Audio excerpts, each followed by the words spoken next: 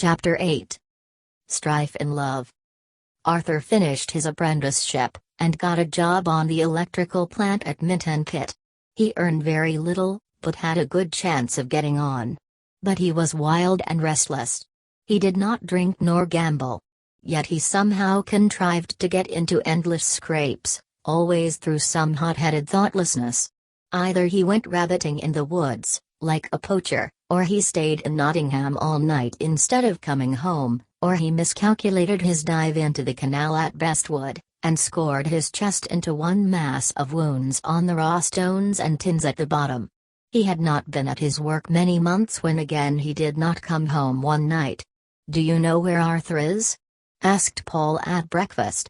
"I do not," replied his mother. "He is a fool," said Paul. "And if he did anything I shouldn't mind.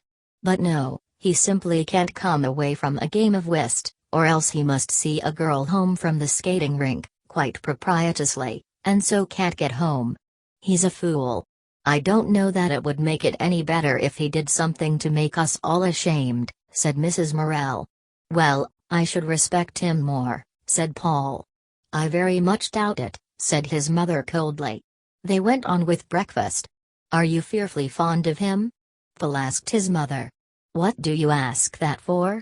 "Because they say a woman always like the youngest best." "She may do, but I don't. No, he wearies me." "And you'd actually rather he was good?" "I'd rather he showed some of a man's common sense." Paul was raw and irritable. He also wearied his mother very often. She saw the sunshine going out of him, and she resented it. As they were finishing breakfast came the postman with a letter from Derby. Mrs. Morell screwed up her eyes to look at the address. "Give it here, blind eye!" exclaimed her son, snatching it away from her. She started, and almost boxed his ears. "It's from your son, Arthur," he said. "What now?"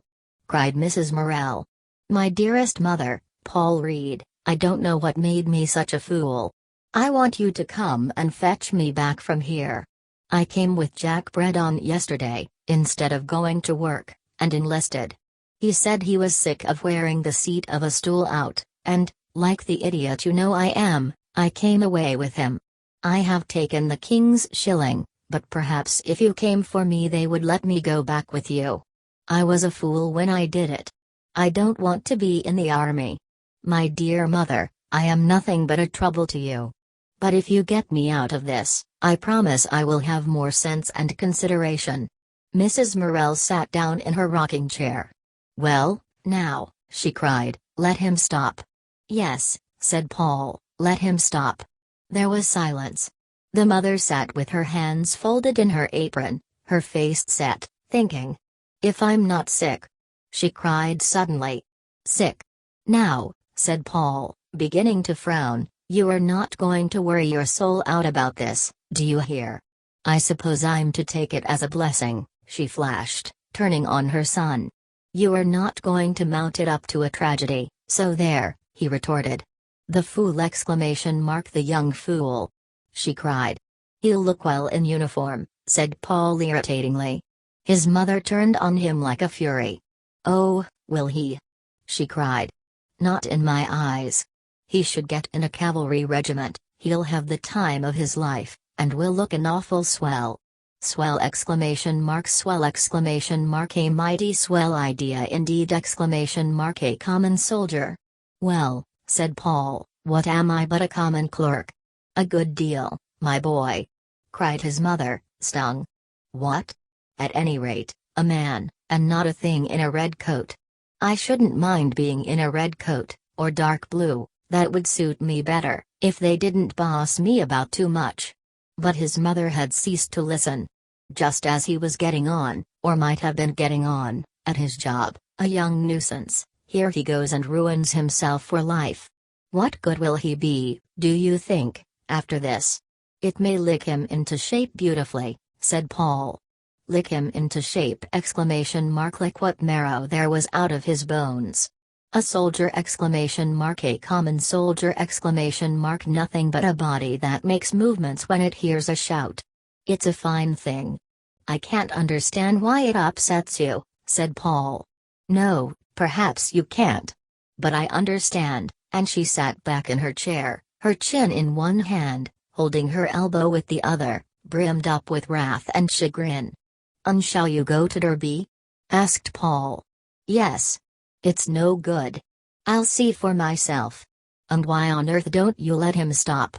It's just what he wants." "Of course," cried the mother, "you know what he wants." She got ready and went by the first train to Derby, where she saw her son and the sergeant. It was, however, no good.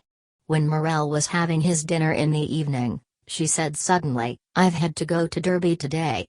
The miner turned up his eyes, showing the whites in his black face. "Haster, lass. What took thee there?" "That Arthur." "Oh, and what's Agate now?" "He's only enlisted." Morel put down his knife and leaned back in his chair. "Nay," he said, "that he niver as. And is going down to Aldershot tomorrow." "Well!"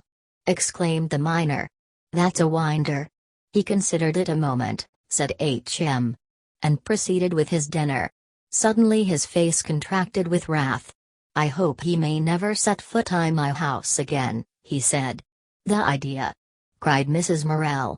"Saying such a thing." "I do," repeated Morel. "A fool as runs away for a soldier, let 'im look after son, I as'll do no more for 'im." "A fat sight you have done as it is," she said. And Morel was almost ashamed to go to his public house that evening. "Well, did you go?" said Paul to his mother when he came home. "I did." "And could you see him?" "Yes." "And what did he say?" "He blubbered when I came away." "H.M. And so did I, so you needn't H.M." Mrs. Morel fretted after her son. She knew he would not like the army. He did not. The discipline was intolerable to him. But the doctor, she said with some pride to Paul, said he was perfectly proportioned, almost exactly, all his measurements were correct. "He is good looking, you know. He's awfully nice looking. But he doesn't fetch the girls like William, does he? No, it's a different character. He's a good deal like his father, irresponsible." To console his mother, Paul did not go much to Willey Farm at this time. And in the autumn exhibition of students' work in the castle he had two studies, a landscape in watercolor and a still life in oil, both of which had first prize awards. He was highly excited. "What do you think I've got for my pictures, Mother?" he asked, coming home one evening. She saw by his eyes he was glad. Her face flushed. "Now, how should I know, my boy? A first prize for those glass jars, H.M. And a first prize for that sketch up at Willey Farm." "Both first?" "Yes. H.M." There was a rosy, bright look about her, though she said nothing. "It's nice," he said, "isn't it?" "It is. Why don't you praise me up to the skies?" She laughed. "I should have the trouble of dragging you down again," she said. But she was full of joy, nevertheless. William had brought her his sporting trophies. She kept them still, and she did not forgive his death. Arthur was handsome, at least, a good specimen, and warm and generous, and probably would do well in the end. But Paul was going to distinguish himself. She had a great belief in him, the more because he was unaware of his own powers. There was so much to come out of him. Life for her was rich with promise. She was to see herself fulfilled. Not for nothing had been her struggle. Several times during the exhibition Mrs. Morel went to the castle unknown to Paul. She wandered down the long room looking at the other exhibits. Yes, they were good. But they had not in them a certain something which she demanded for her satisfaction. Some made her jealous, they were so good. She looked at them a long time trying to find fault with them. Then suddenly she had a shock that made her heart beat. There hung Paul's picture. She knew it as if it were printed on her heart. Name, Paul Morel, first prize. It looked so strange, there in public, on the walls of the castle gallery, where in her lifetime she had seen so many pictures. And she glanced round to see if anyone had noticed her again in front of the same sketch. But she felt a proud woman. When she met well-dressed ladies going home to the park, she thought to herself, yes, "You look very well, but I wonder if your son has 2 first prizes in the castle." And she walked on, as proud a little woman as any in Nottingham. And Paul felt he had done something for her, if only a trifle. All his work was hers. One day, as he was going up Castle Gate, he met Miriam. He had seen her on the Sunday, and had not expected to meet her in town. She was walking with a rather striking woman, blonde, with a sullen expression, and a defiant carriage. It was strange how Miriam, in her bowed, meditative bearing, looked dwarfed beside this woman with the handsome shoulders. Miriam watched Paul searchingly. His gaze was on the stranger, who ignored him. The girl saw his masculine spirit rear its head. "Hello," he said, "you didn't tell me you were coming to town." "No," replied Miriam, half apologetically. "I drove into Cattle Market with father." He looked at her companion. "I've told you about Mrs. Dawes," said Miriam huskily. She was nervous. "Clara, do you know Paul?" "I think I've seen him before," replied Mrs. Dawes indifferently, as she shook hands with him.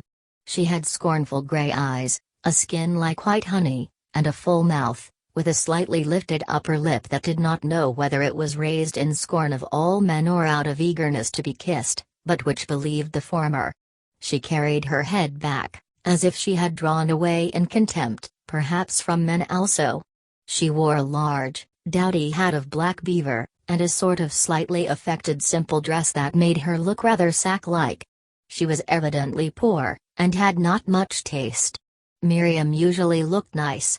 "Where have you seen me?" Paul asked of the woman. She looked at him as if she would not trouble to answer. Then, "Walking with Louis Travers," she said.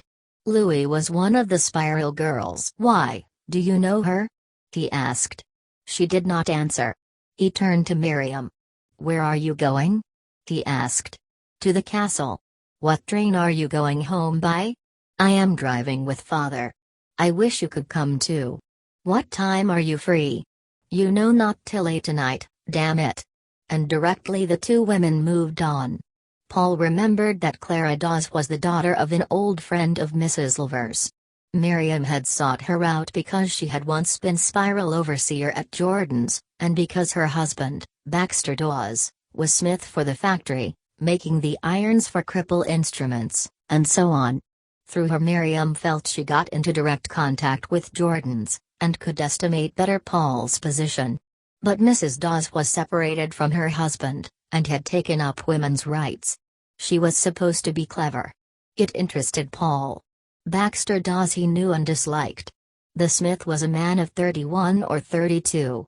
He came occasionally through Paul's corner, a big, well-set man, also striking to look at, and handsome. There was a peculiar similarity between himself and his wife. He had the same white skin, with a clear, golden tinge. His hair was of soft brown, his mustache was golden. And he had a similar defiance in his bearing and manner. But then came the difference. His eyes, dark brown and quick-shifting, were dissolute. They protruded very slightly, and his eyelids hung over them in a way that was half hate. His mouth, too, was sensual. His whole manner was of cowed defiance, as if he were ready to knock anybody down who disapproved of him, perhaps because he really disapproved of himself. From the first day he had hated Paul. Finding the lad's impersonal, deliberate gaze of an artist on his face, he got into a fury. "What are yer lookin' at?" he sneered, bullying. The boy glanced away. But the smith used to stand behind the counter and talk to Mr. Pappleworth. His speech was dirty, with a kind of rottenness.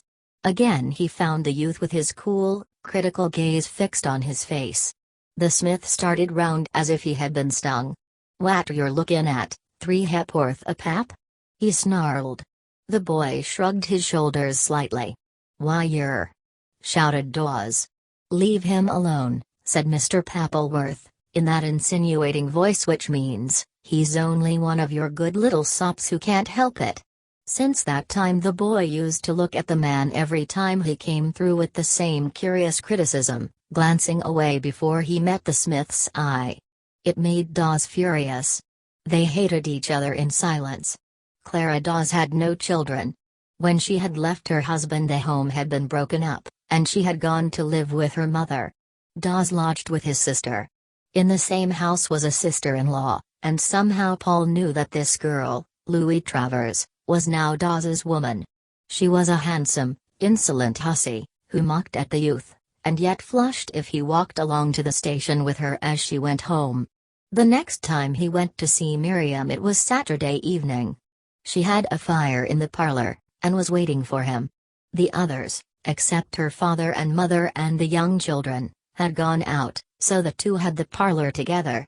It was a long, low, warm room. There were 3 of Paul's small sketches on the wall, and his photo was on the mantelpiece.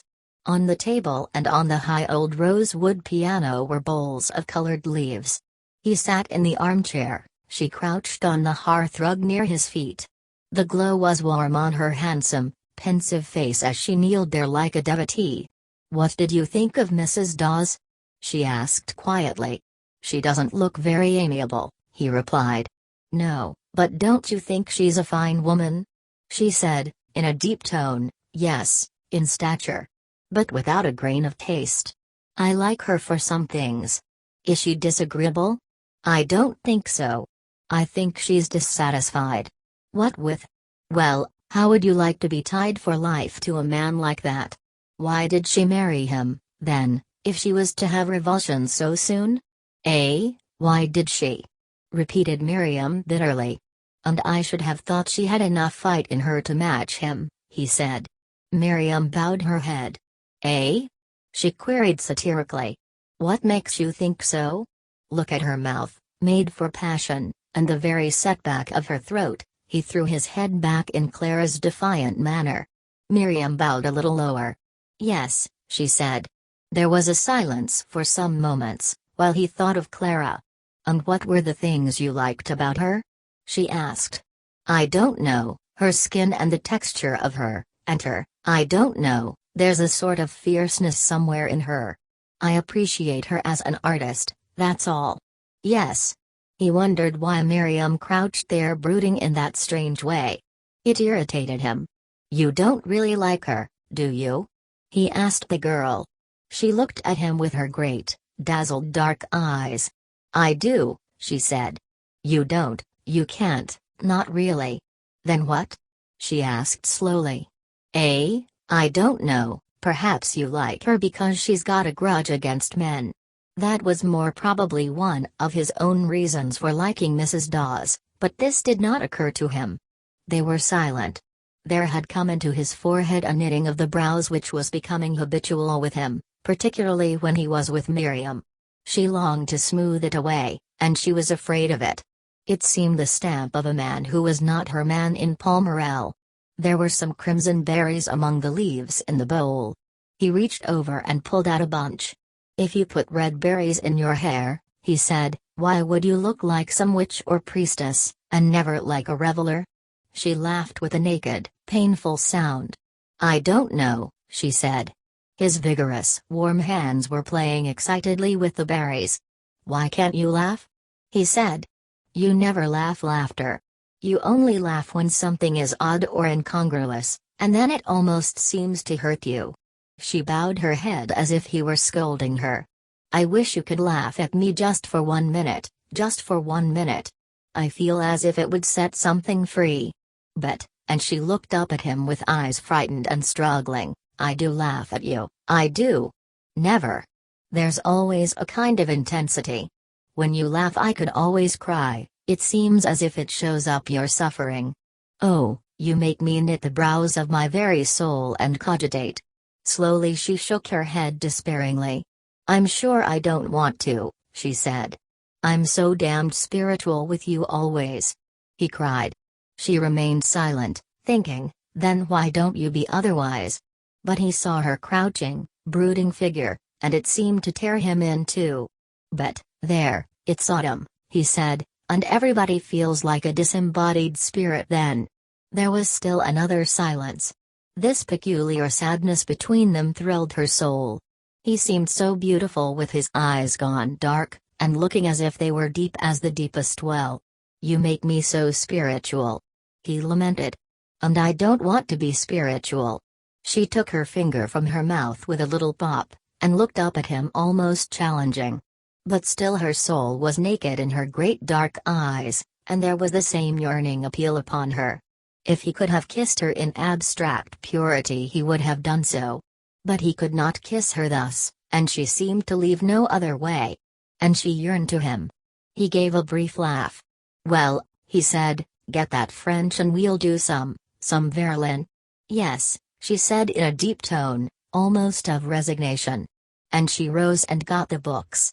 And her rather red, nervous hands looked so pitiful, he was mad to comfort her and kiss her. But then he dared not, or could not. There was something prevented him. His kisses were wrong for her. They continued the reading till 10 o'clock, when they went into the kitchen, and Paul was natural and jolly again with the father and mother. His eyes were dark and shining, there was a kind of fascination about him. When he went into the barn for his bicycle he found the front wheel punctured. "Fetch me a drop of water in a bowl," he said to her. "I shall be late, and then I'll catch it." He lighted the hurricane lamp, took off his coat, turned up the bicycle, and set speedily to work. Miriam came with the bowl of water and stood close to him, watching. She loved to see his hands doing things. He was slim and vigorous, with a kind of easiness even in his most hasty movements. And busy at his work he seemed to forget her. She loved him absorbedly. She wanted to run her hands down his sides. She always wanted to embrace him, so long as he did not want her. "There," he said, rising suddenly. "Now, could you have done it quicker?" "No." She laughed. He straightened himself. His back was towards her. She put her 2 hands on his sides, and ran them quickly down. "You are so fine," she said. He laughed, hating her voice, but his blood roused to a wave of flame by her hands. She did not seem to realize him in all this. He might have been an object. She never realized the male he was. He lighted his bicycle lamp, bounced the machine on the barn floor to see that the tires were sound, and buttoned his coat. "That's all right," he said. She was trying the brakes, that she knew were broken. "Did you have them mended?" she asked. "No." "But why didn't you?" "The back one goes on a bit. But it's not safe. I can use my toe." "I wish you'd had them mended," she murmured. "Don't worry, come to tea tomorrow, with Edgar." "Shall we?" "Do, about 4. I'll come to meet you." "Very well." She was pleased. They went across the dark yard to the gate. Looking across, he saw through the uncurtained window of the kitchen the heads of Mr. and Mrs. Silvers in the warm glow. It looked very cozy. The road, with pine trees, was quite black in front. "Till tomorrow," he said, jumping on his bicycle. "You'll take care, won't you?" she pleaded. "Yes." His voice already came out of the darkness. She stood a moment watching the light from his lamp race into obscurity along the ground. She turned very slowly indoors. Orion was wheeling up over the wood, his dog twinkling after him, half smothered. For the rest the world was full of darkness, and silent, save for the breathing of cattle in their stalls. She prayed earnestly for his safety that night. When he left her, she often lay in anxiety, wondering if he had got home safely. He dropped down the hills on his bicycle. The roads were greasy, so he had to let it go. He felt a pleasure as the machine plunged over the second, steeper drop in the hill. "Here goes," he said. It was risky, because of the curve in the darkness at the bottom, and because of the brewers' wagons with drunken wagoners asleep. His bicycle seemed to fall beneath him, and he loved it. Recklessness is almost a man's revenge on his woman. He feels he is not valued, so he will risk destroying himself to deprive her altogether. The stars on the lake seemed to leap like grasshoppers, silver upon the blackness, as he spun past. Then there was the long climb home. "See, Mother," he said, as he threw her the berries and leaves onto the table. She said, glancing at them, then away again. She sat reading, alone, as she always did. "Aren't they pretty?" "Yes." He knew she was cross with him. After a few minutes he said, Edgar and Miriam are coming to tea tomorrow." She did not answer. "You don't mind?" Still she did not answer. "Do you?" he asked. "You know whether I mind or not." "I don't see why you should. I have plenty of meals there." "You do? Then why do you begrudge them tea?" "I begrudge whom tea? What are you so horrid for?" "Oh, say no more. You've asked her to tea, it's quite sufficient. She'll come." He was very angry with his mother. He knew it was merely Miriam she objected to. He flung off his boots and went to bed. Paul went to meet his friends the next afternoon. He was glad to see them coming. They arrived home at about 4 o'clock. Everywhere was clean and still for Sunday afternoon. Mrs. Morel sat in her black dress and black apron. She rose to meet the visitors. With Edgar she was cordial, but with Miriam cold and rather grudging. Yet Paul thought the girl looked so nice in her brown cashmere frock. He helped his mother to get the tea ready. Miriam would have gladly proffered, but was afraid. He was rather proud of his home.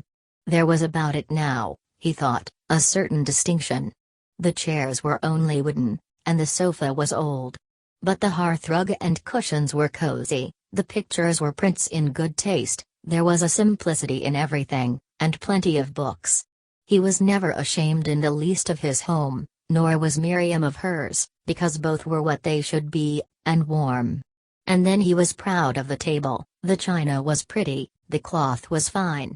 It did not matter that the spoons were not silver nor the knives ivory-handled, everything looked nice.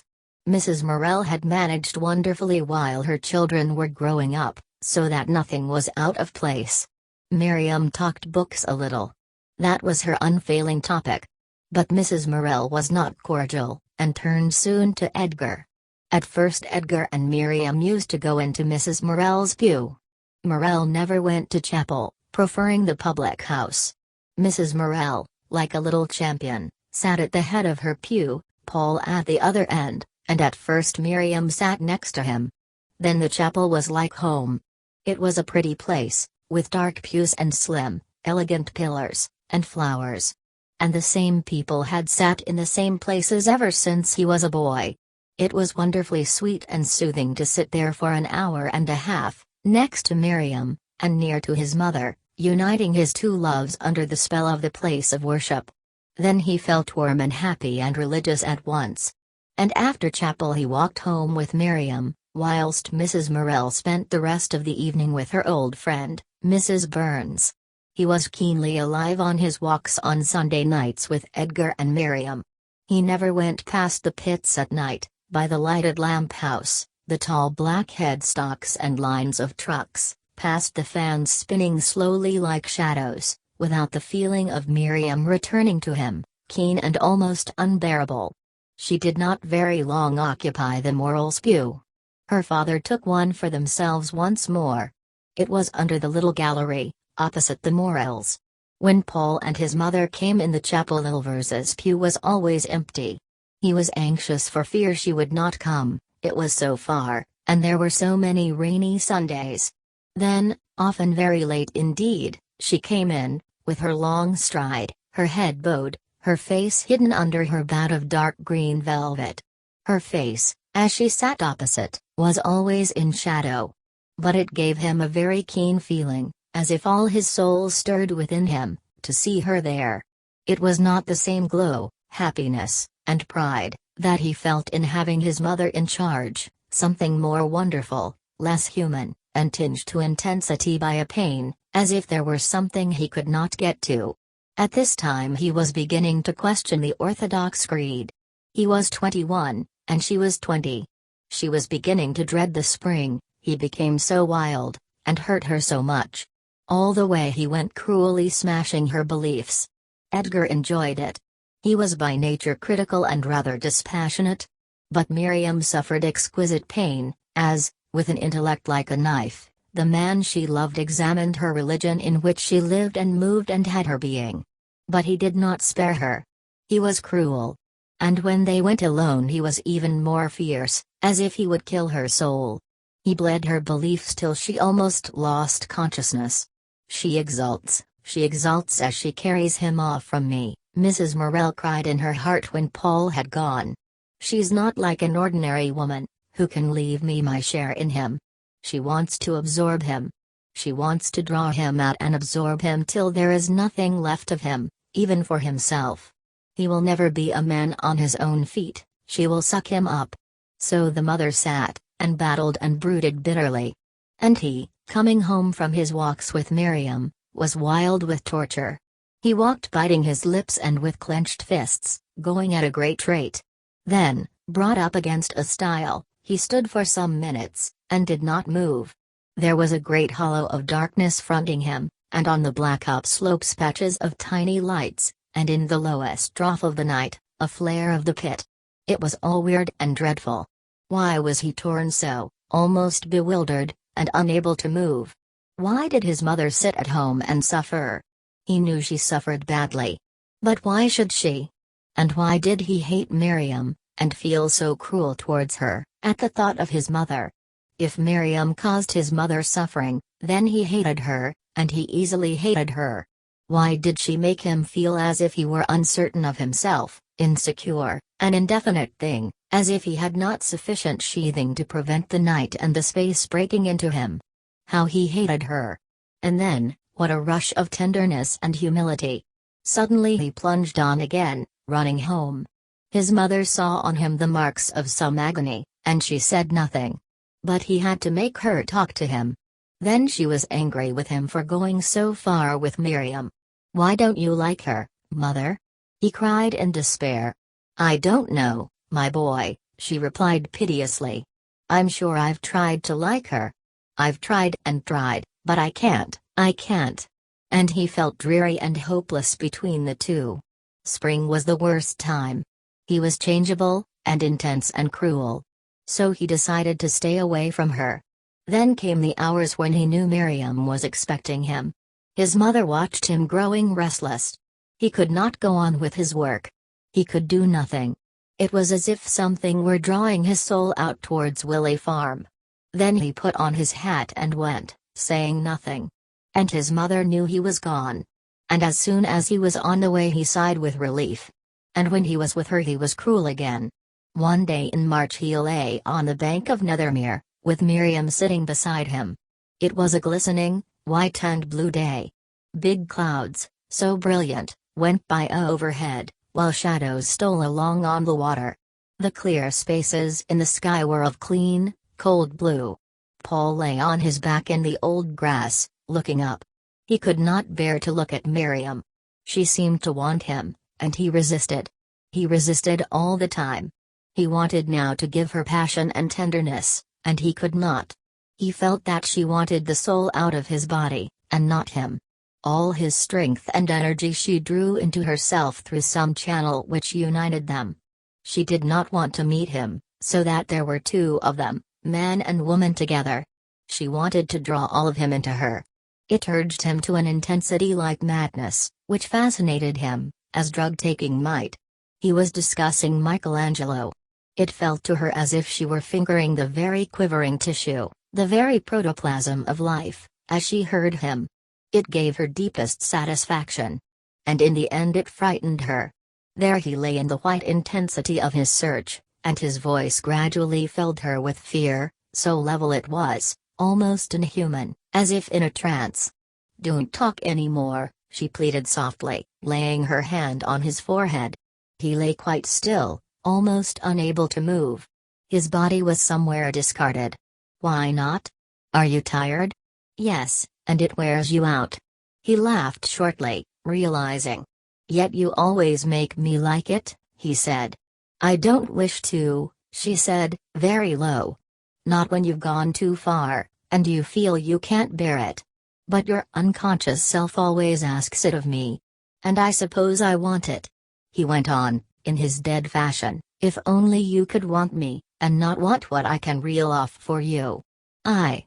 she cried bitterly, "I? Why, when would you let me take you?" "Then it's my fault," he said, and, gathering himself together, he got up and began to talk trivialities. He felt insubstantial. In a vague way he hated her for it. And he knew he was as much to blame himself. This, however, did not prevent his hating her. One evening about this time he had walked along the home road with her. They stood by the pasture leading down to the wood, unable to part. As the stars came out the clouds closed. They had glimpses of their own constellation, Orion, towards the west. His jewels glimmered for a moment, his dog ran low, struggling with difficulty through the spume of cloud. Orion was for them chief in significance among the constellations. They had gazed at him in their strange, surcharged hours of feeling, until they seemed themselves to live in every one of his stars. This evening Paul had been moody and perverse. Orion had seemed just an ordinary constellation to him. He had fought against his glamour and fascination. Miriam was watching her lover's mood carefully. But he said nothing that gave him away, till the moment came to part, when he stood frowning gloomily at the gathered clouds, behind which the great constellation must be striding still. There was to be a little party at his house the next day, at which she was to attend. "I shan't come and meet you," he said. "Oh, very well, it's not very nice out," she replied slowly. "It's not that, only they don't like me to. They say I care more for you than for them. And you understand, don't you? You know it's only friendship." Miriam was astonished and hurt for him. It had cost him an effort. She left him, wanting to spare him any further humiliation. A fine rain blew in her face as she walked along the road. She was hurt deep down, and she despised him for being blown about by any wind of authority. And in her heart of hearts, unconsciously, she felt that he was trying to get away from her. This she would never have acknowledged. She pitied him. At this time Paul became an important factor in Jordan's warehouse. Mr. Pappleworth left to set up a business of his own, and Paul remained with Mr. Jordan as spiral overseer. His wages were to be raised to 30 shillings at the year-end, if things went well. Still on Friday night Miriam often came down for her French lesson. Paul did not go so frequently to Willey Farm, and she grieved at the thought of her education's coming to end. Moreover, they both loved to be together, in spite of discords. So they read Balzac, and did compositions, and felt highly cultured. Friday night was reckoning night for the miners. Morel reckoned, shared up the money of the stall, either in the new inn at Bretty or in his own house, according as his fellow butties wished. Barker had turned a non-drinker, so now the men reckoned at Morel's house. Annie, who had been teaching away, was at home again. She was still a tomboy, and she was engaged to be married. Paul was studying design. Morel was always in good spirits on Friday evening, unless the week's earnings were small. He bustled immediately after his dinner, prepared to get washed. It was decorum for the women to absent themselves while the men reckoned. Women were not supposed to spy into such a masculine privacy as the butty's reckoning, nor were they to know the exact amount of the week's earnings. So, whilst her father was spluttering in the scullery, Annie went out to spend an hour with a neighbor. Mrs. Morel attended to her baking. "Shut that door!" bawled Morel furiously. Annie banged it behind her, and was gone. "If thou opens it again while I'm washing me, I'll may thy jaw rattle," he threatened from the midst of his soap suds. Paul and the mother frowned to hear him. Presently he came running out of the scullery, with the soapy water dripping from him, dithering with cold. "Oh, my sirs," he said. "Where's my towel?" It was hung on a chair to warm before the fire, otherwise he would have bullied and blustered. He squatted on his heels before the hot baking fire to dry himself. "Fff." He went, pretending to shudder with cold. "Goodness, man, don't be such a kid," said Mrs. Morel. "It's not cold. Thee strip this and stark knack to wash thy flesh I that scullery," said the miner, as he rubbed his hair. "Now't be our ice house." "And I shouldn't make that fuss," replied his wife. "No, that drop down stiff, as dead as a doorknob, with inish sides." "Why is a doorknob deader than anything else?" asked Paul, curious. "Eh, I dunno, that's what they say," replied his father. "But there's that much draught yon scullery, as it blows through your ribs like through a 5-barred gate. It would have some difficulty in blowing through yours, said Mrs. Morel. Morel looked down ruefully at his sides. Me! He exclaimed. I'm nout a skinned rabbit. My bones fair juts out on me. I should like to know where, retorted his wife. Everywhere. I'm nobbut a sack of faggots. Mrs. Morel laughed. He had still a wonderfully young body, muscular, without any fat. His skin was smooth and clear. It might have been the body of a man of 28, except that there were, perhaps, too many blue scars, like tattoo marks, where the coal dust remained under the skin, and that his chest was too hairy. But he put his hand on his side ruefully. It was his fixed belief that, because B did not get fat, he was as thin as a starved rat. Paul looked at his father's thick, brownish hands all scarred, with broken nails, rubbing the fine smoothness of his sides, and the incongruity struck him. It seemed strange they were the same flesh. I suppose, he said to his father, you had a good figure once. Eh? Exclaimed the miner, glancing round, startled and timid, like a child. He had, exclaimed Mrs. Morel, if he didn't hurtle himself up as if he was trying to get in the smallest space he could. Me! Exclaimed Morel, me a good figure. I wore niver much more an a skeleton. Man! Cried his wife, don't be such a pool-amateur. S'truth. He said. Does niver knowed me but what I looked as if I were going off in a rapid decline. She sat and laughed. You've had a constitution like iron, she said, and never a man had a better start, if it was body that counted.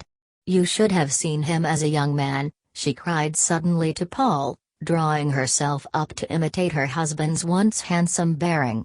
Morel watched her shyly. He saw again the passion she had had for him. It blazed upon her for a moment. He was shy, rather scared, and humble.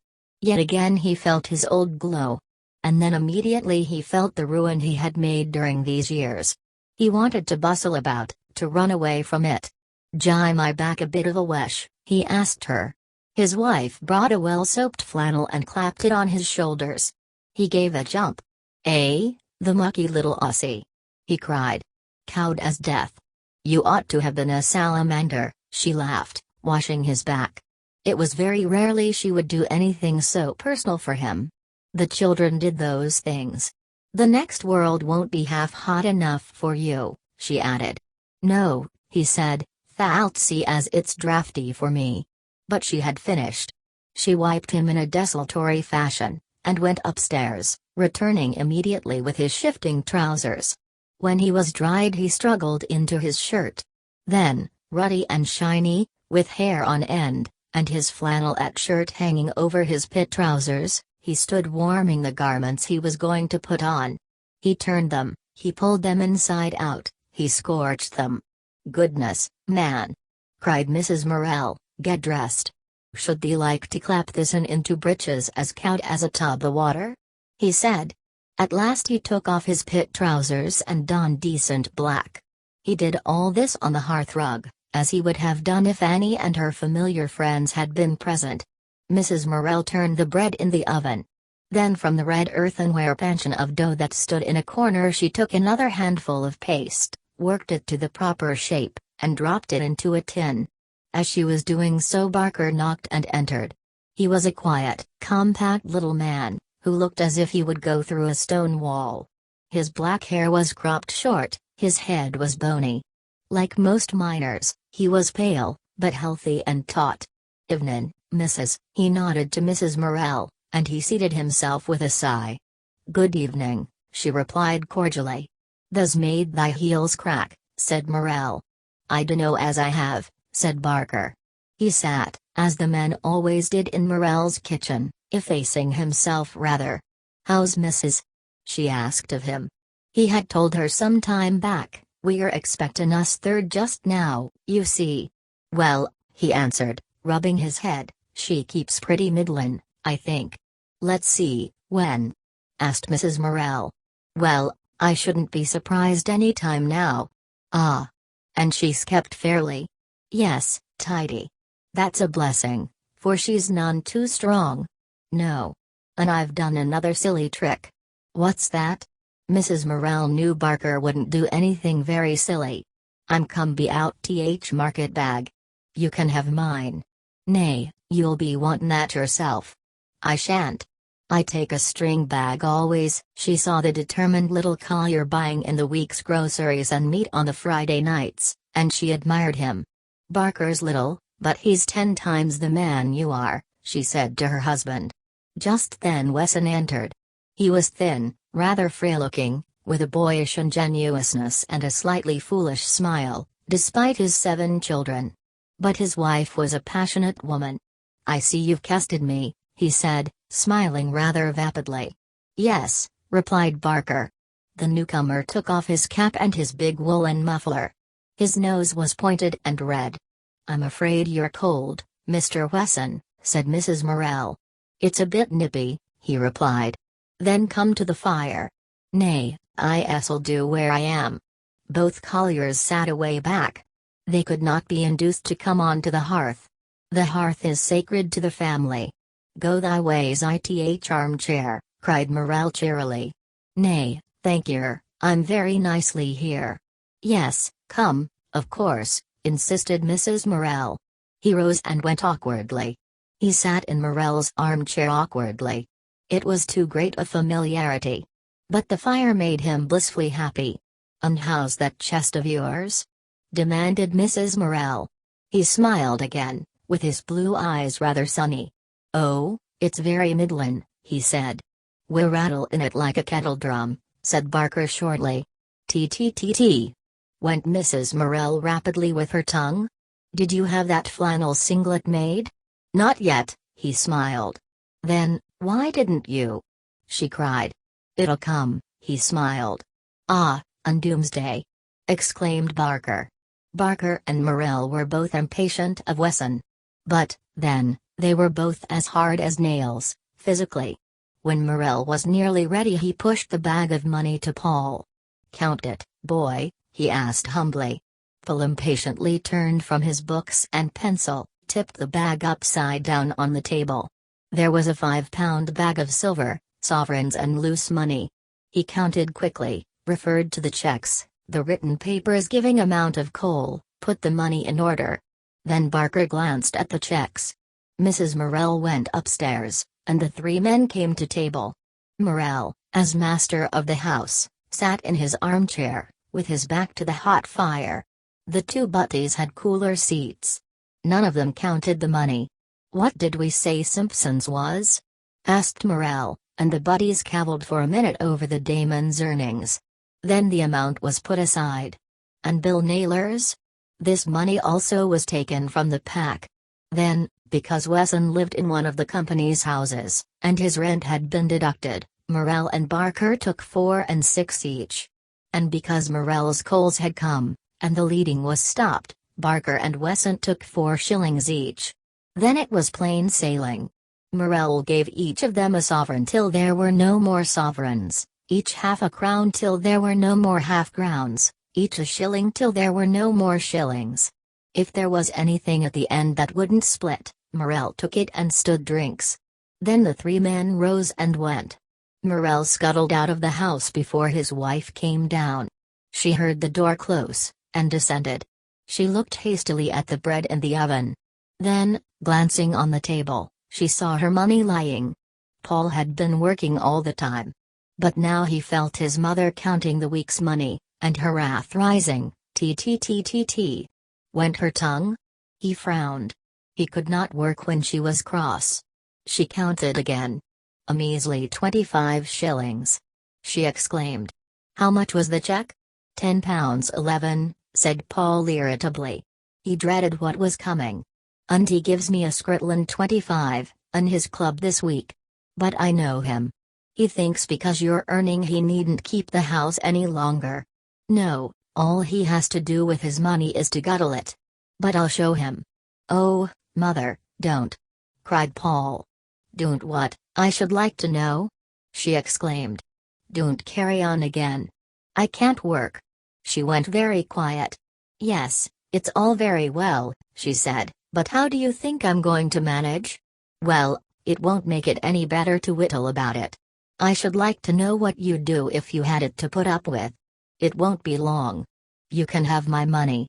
Let him go to hell." He went back to his work, and she tied her bonnet strings grimly. When she was fretted he could not bear it.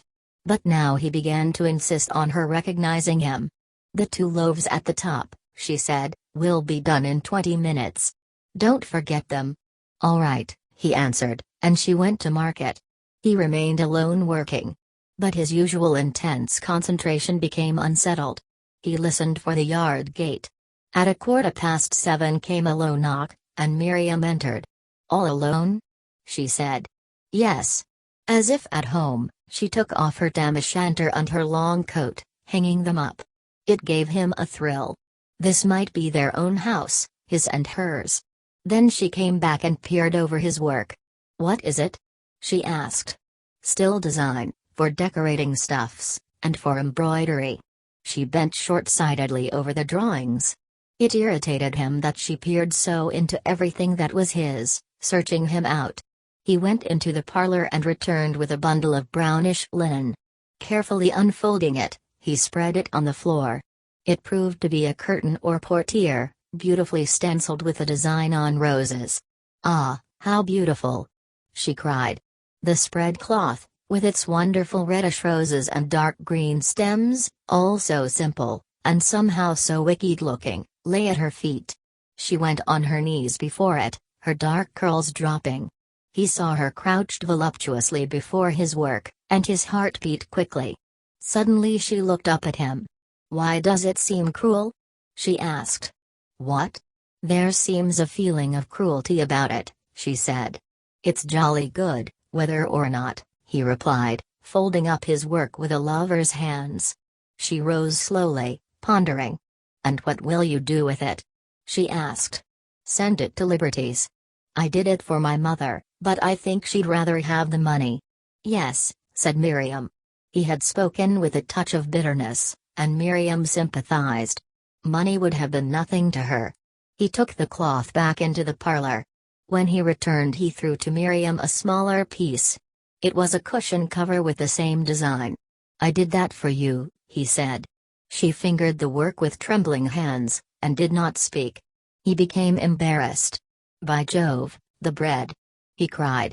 He took the top loaves out, tapped them vigorously. They were done. He put them on the hearth to cool. Then he went to the scullery, wetted his hands, scooped the last white dough out of the puncheon, and dropped it in a baking tin. Miriam was still bent over her painted cloth. He stood rubbing the bits of dough from his hands. "You do like it?" he asked. She looked up at him, with her dark eyes one flame of love. He laughed uncomfortably. Then he began to talk about the design. There was for him the most intense pleasure in talking about his work to Miriam. All his passion, all his wild blood, went into this intercourse with her, when he talked and conceived his work. She brought forth to him his imaginations. She did not understand, any more than a woman understands when she conceives a child in her womb. But this was life for her and for him. While they were talking, a young woman of about 22, small and pale, hollow-eyed, yet with a relentless look about her, entered the room. She was a friend at the Morels. "Take your things off," said Paul. "No, I'm not stopping." She sat down in the armchair opposite Paul and Miriam, who were on the sofa. Miriam moved a little farther from him. The room was hot, with a scent of new bread. Brown, crisp loaves stood on the hearth. "I shouldn't have expected to see you here tonight, Miriam Lovers," said Beatrice wickedly. "Why not?" murmured Miriam huskily. "Why, let's look at your shoes." Miriam remained uncomfortably still. "If the dozna the dursana," laughed Beatrice. Miriam put her feet from under her dress. Her boots had that queer, irresolute, rather pathetic look about them, which showed how self-conscious and self-mistrustful she was. And they were covered with mud. "Glory! You're a positive muck heap," exclaimed Beatrice. "Who cleans your boots?" "I clean them myself." "Then you wanted a job," said Beatrice. "It would ha' taken a lot of men to ha' brought me down here tonight. But love laughs at sludge, doesn't it, Postle my duck?" Inter alia, he said. Oh, Lord. Are you going to spout foreign languages? What does it mean, Miriam? There was a fine sarcasm in the last question, but Miriam did not see it. Among other things, I believe, she said humbly. Beatrice put her tongue between her teeth and laughed wickedly. Among other things, Pasil? She repeated.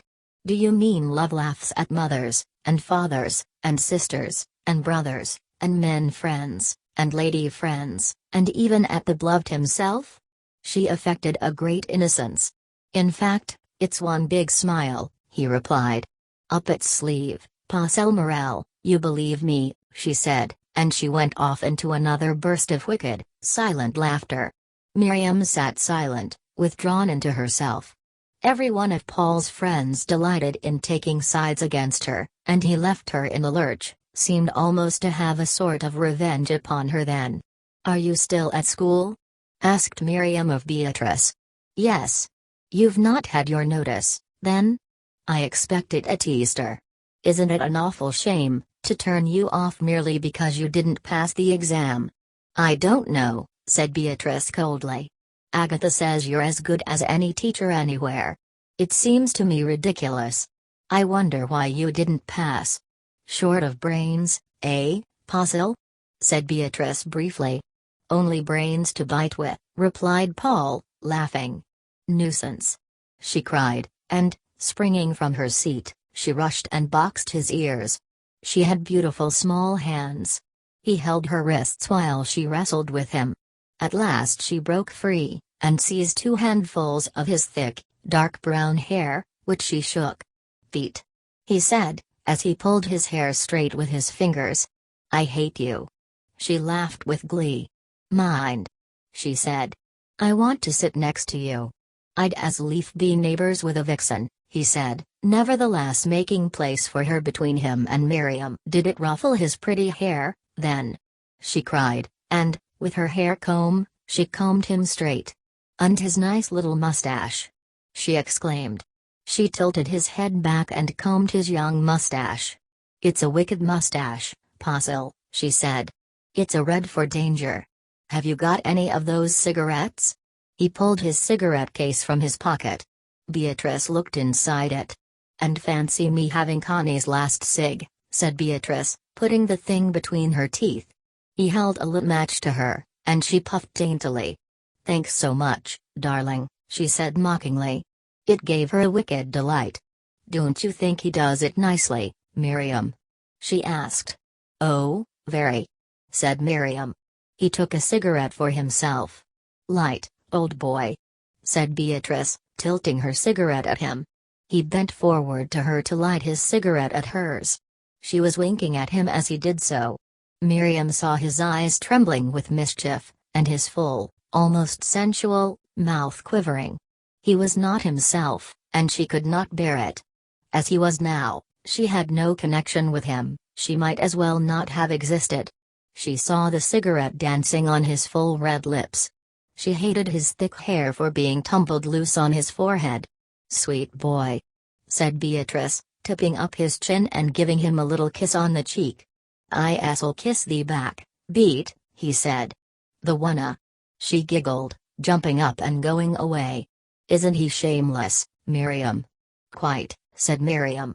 By the way, aren't you forgetting the bread? By Jove! He cried, flinging open the oven door. Out puffed the bluish smoke and a smell of burned bread. Oh, golly! Cried Beatrice, coming to his side. He crouched before the oven, she peered over his shoulder. This is what comes of the oblivion of love, my boy. Paul was ruefully removing the loaves. One was burnt black on the hot side, another was hard as a brick. Poor mater, said Paul. You want to grate it, said Beatrice. Fetch me the nutmeg grater. She arranged the bread in the oven. He brought the grater, and she grated the bread onto a newspaper on the table. He set the doors open to blow away the smell of burned bread. Beatrice grated away, puffing her cigarette, knocking the charcoal off the poor loaf. My word, Miriam. You're in for it this time, said Beatrice. I! Exclaimed Miriam in amazement. You'd better be gone when his mother comes in. I know why King Alfred burned the cakes. Now I see it. Puzzle would fix up a tale about his work making him forget. If he thought it would Washington, if that old woman had come in a bit sooner, she'd have boxed the brazen thing's ears who made the oblivion, instead of poor Alfred's. She giggled as she scraped the loaf. Even Miriam laughed in spite of herself. Paul mended the fire ruefully. The garden gate was heard to bang. "Quick!" cried Beatrice, giving Paul the scraped loaf. "Wrap it up in a damp towel." Paul disappeared into the scullery. Beatrice hastily blew her scrapings into the fire, and sat down innocently. Annie came bursting in. She was an abrupt, quite smart young woman. She blinked in the strong light. "Smell of burning!" she exclaimed. "It's the cigarettes," replied Beatrice demurely. "Where's Paul?" Leonard had followed Annie. He had a long comic face and blue eyes, very sad. "I suppose he's left you to settle it between you," he said. He nodded sympathetically to Miriam, and became gently sarcastic to Beatrice. "No," said Beatrice, "he's gone off with number 9. "I just met number 5 inquiring for him," said Leonard. "Yes, we're going to share him up like Solomon's baby," said Beatrice. Annie laughed. "Oh, eh?" said Leonard. "And which bit should you have?" "I don't know," said Beatrice. "I'll let all the others pick first." "And you'd have the leavings, like?" said Leonard, twisting up a comic face. Annie was looking in the oven. Miriam sat ignored. Paul entered. "This bread's a fine sight, our Paul," said Annie. "Then you should stop and look after it," said Paul. "You mean you should do what you're reckoning to do," replied Annie. "He should, shouldn't he?" cried Beatrice. "I think he'd got plenty on hand," said Leonard. "You had a nasty walk, didn't you, Miriam?" said Annie. "Yes, but I've been in all week, and you wanted a bit of a change, like," insinuated Leonard kindly. "Well, you can't be stuck in the house forever," Annie agreed. She was quite amiable. Beatrice pulled on her coat, and went out with Leonard and Annie. She would meet her own boy. "Don't forget that bread, our Paul," cried Annie. "Good night, Miriam. I don't think it will rain." When they had all gone, Paul fetched the swathed loaf, unwrapped it, and surveyed it sadly. "It's a mess," he said. "But," answered Miriam impatiently, "what is it, after all, 2 halfpenny?" "Yes, but, it's the mater's precious baking, and she'll take it to heart. However, it's no good bothering." He took the loaf back into the scullery. There was a little distance between him and Miriam. He stood balanced opposite her for some moments considering, thinking of his behavior with Beatrice. He felt guilty inside himself, and yet glad. For some inscrutable reason it served Miriam right. He was not going to repent. She wondered what he was thinking of as he stood suspended. His thick hair was tumbled over his forehead. Why might she not push it back for him, and remove the marks of Beatrice's comb? Why might she not press his body with her 2 hands? It looked so firm, and every whit living. And he would let other girls, why not her? Suddenly he started into life. It made her quiver almost with terror as he quickly pushed the hair off his forehead and came towards her. 8:30. He said. "We'd better buck up. Where's your French?" Miriam shyly and rather bitterly produced her exercise book. Every week she wrote for him a sort of diary of her inner life, in her own French. He had found this was the only way to get her to do compositions. And her diary was mostly a love letter. He would read it now. She felt as if her soul's history were going to be desecrated by him in his present mood. He sat beside her. She watched his hand, firm and warm, rigorously scoring her work. He was reading only the French, ignoring her soul that was there. But gradually his hand forgot its work. He read in silence, motionless. She quivered. "Smatin les Isaacmont Eve," he read. "Il fait encore un crépuscule.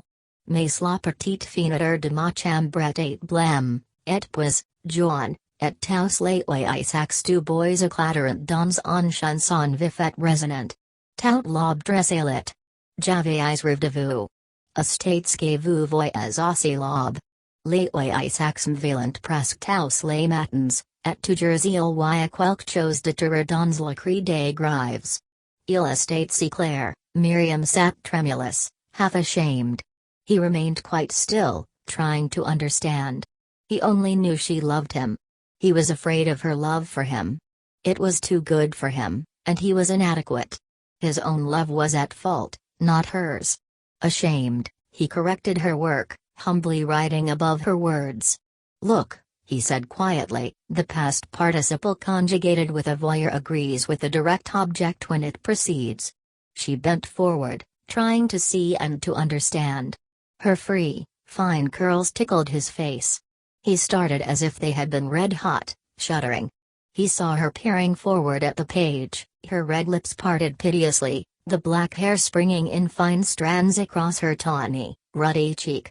She was colored like a pomegranate for richness. His breath came short as he watched her. Suddenly she looked up at him. Her dark eyes were naked with their love, afraid, and yearning. His eyes, too, were dark, and they hurt her. They seemed to master her. She lost all her self-control, was exposed in fear. And he knew, before he could kiss her, he must drive something out of himself. And a touch of hate for her crept back again into his heart. He returned to her exercise. Suddenly he flung down the pencil, and was at the oven in a leap, turning the bread. For Miriam he was too quick.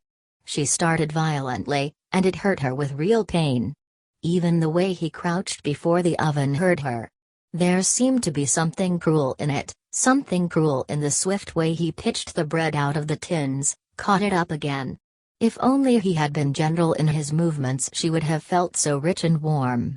As it was, she was hurt. He returned and finished the exercise. "You've done well this week," he said. She saw he was flattered by her diary. It did not repay her entirely. "You really do blossom out sometimes," he said. "You ought to write poetry." She lifted her head with joy, then she shook it mistrustfully. "I don't trust myself," she said. "You should try." Again she shook her head. "Shall we read, or is it too late?" he asked. "It is late, but we can read just a little," she pleaded. She was really getting now the food for her life during the next week. He made her copy Baudelaire's Le Balcon. Then he read it for her. His voice was soft and caressing, but growing almost brutal. He had a way of lifting his lips and showing his teeth, passionately and bitterly, when he was much moved. This he did now. It made Miriam feel as if he were trampling on her. She dared not look at him, but sat with her head bowed. She could not understand why he got into such a tumult and fury. It made her wretched. She did not like Baudelaire, on the whole, nor Verlaine.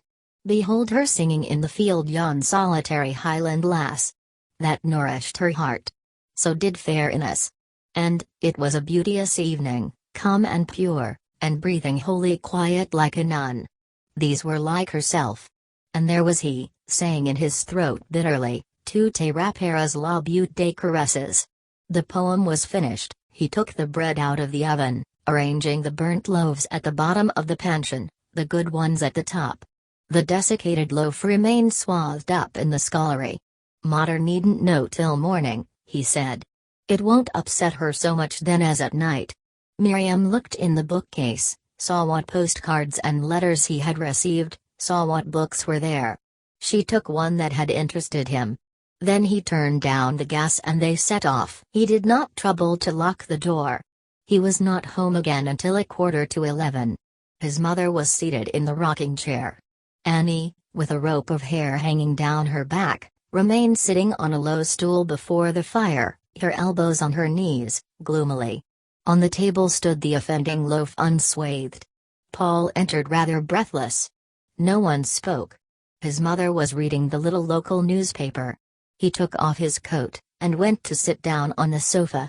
His mother moved curtly aside to let him pass. No one spoke. He was very uncomfortable. For some minutes he sat pretending to read a piece of paper he found on the table. Then, "I forgot that bread, Mother," he said. There was no answer from either woman. "Well," he said, "it's only twopence halfpenny." I can pay you for that." Being angry, he put 3 pennies on the table and slid them towards his mother. She turned away her head. Her mouth was shut tightly. "Yes," said Annie, "you don't know how badly my mother is." The girl sat staring glumly into the fire. "Why is she badly?" asked Paul, in his overbearing way. "Well," said Annie. "She could scarcely get home." He looked closely at his mother. She looked ill. "Why could you scarcely get home?" he asked her, still sharply. She would not answer. "I found her as white as a sheet sitting here," said Annie, with a suggestion of tears in her voice. "Well, why?" insisted Paul. His brows were knitting, his eyes dilating passionately. "It was enough to upset anybody," said Mrs. Morel, hugging those parcels, meat, and green groceries, and a pair of curtains. "Well, why did you hug them? You needn't have done." "Then who would?" "Let Annie fetch the meat." "Yes, and I would fetch the meat, but how was I to know? You were off with Miriam, instead of being in when my mother came." "And what was the matter with you?" asked Paul of his mother. "I suppose it's my heart," she replied. Certainly she looked bluish round the mouth. "And have you felt it before?" "Yes, often enough." "Then why haven't you told me? And why haven't you seen a doctor?" Mrs. Morel shifted in her chair, angry with him for his hectoring. "You'd never notice anything," said Annie. "You were too eager to be off with Miriam." "Oh, am I, and any worse than you with Leonard?" "I was in at 9:45. There was silence in the room for a time.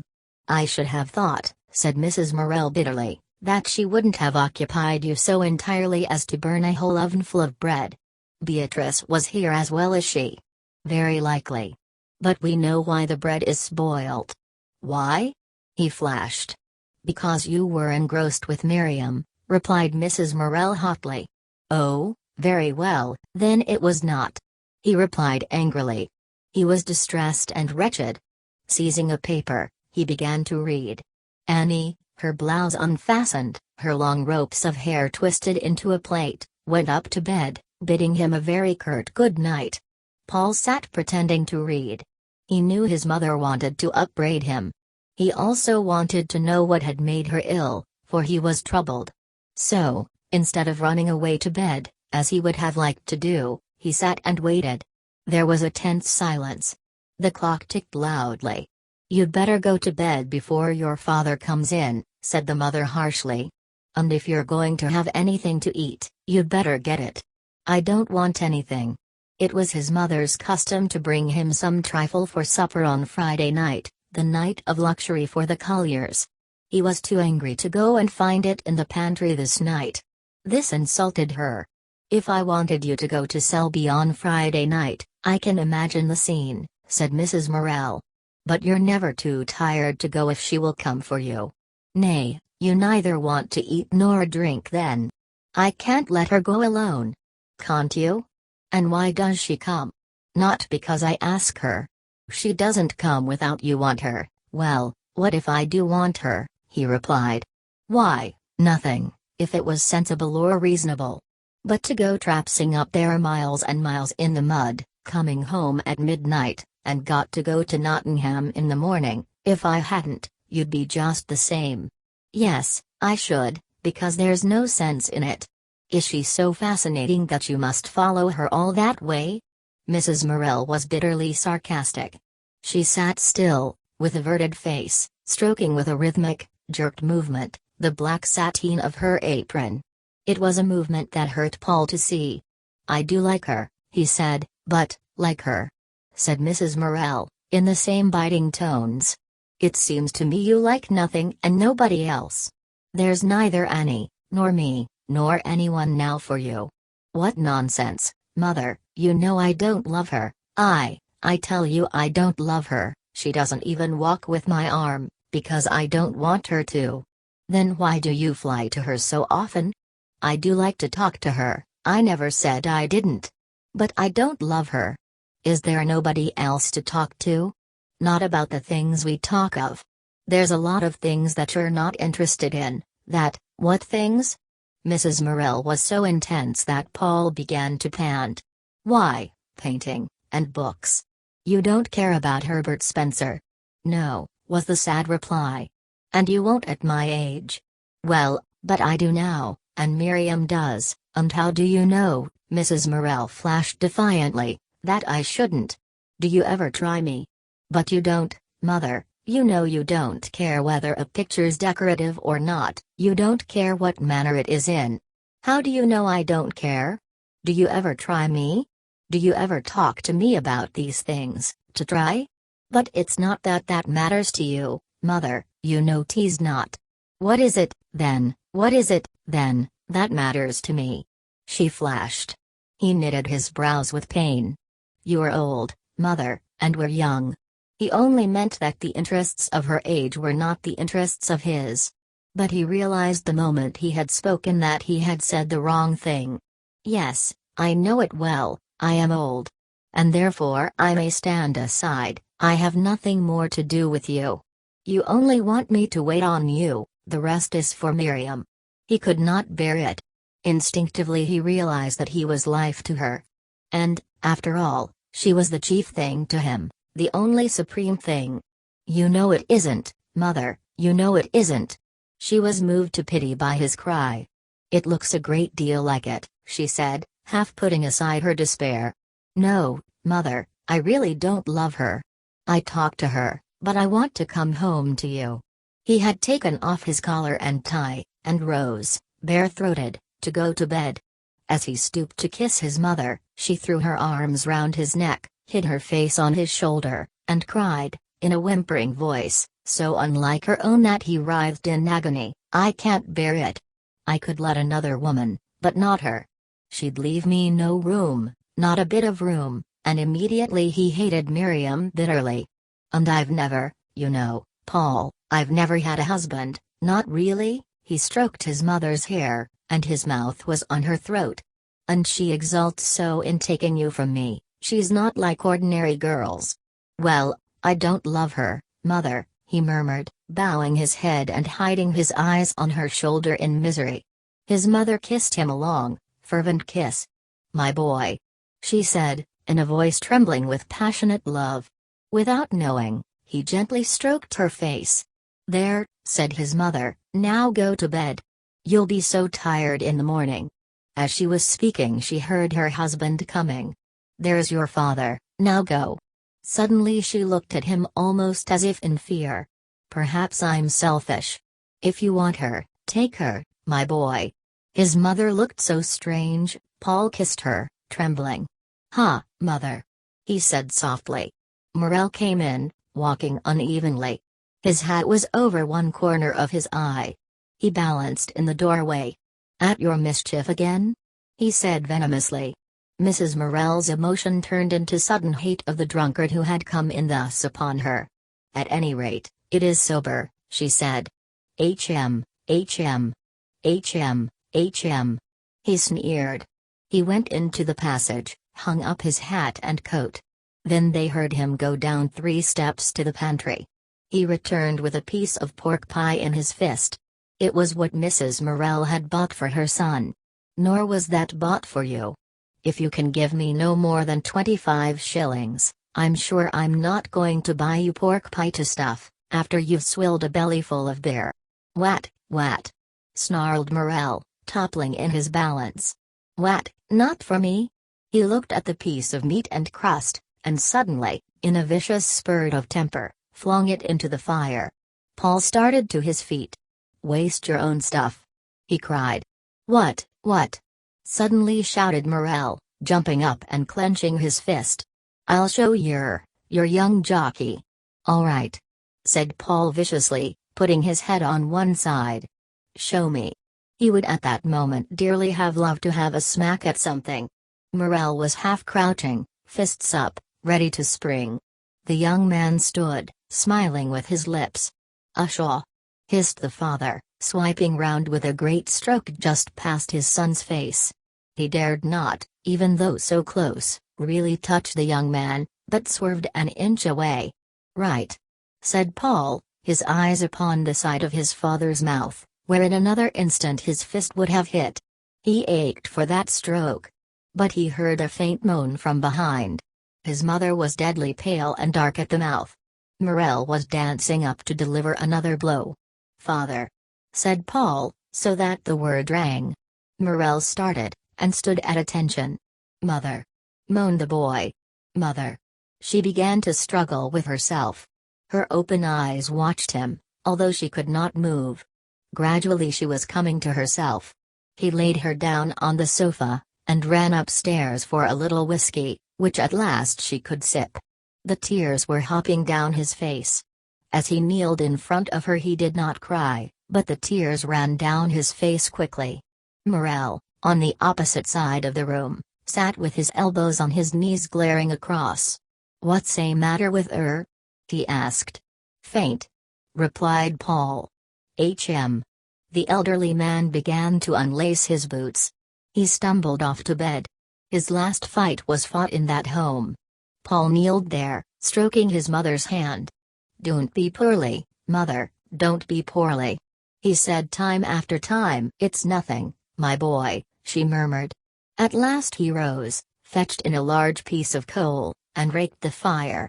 Then he cleared the room, put everything straight, laid the things for breakfast, and brought his mother's candle.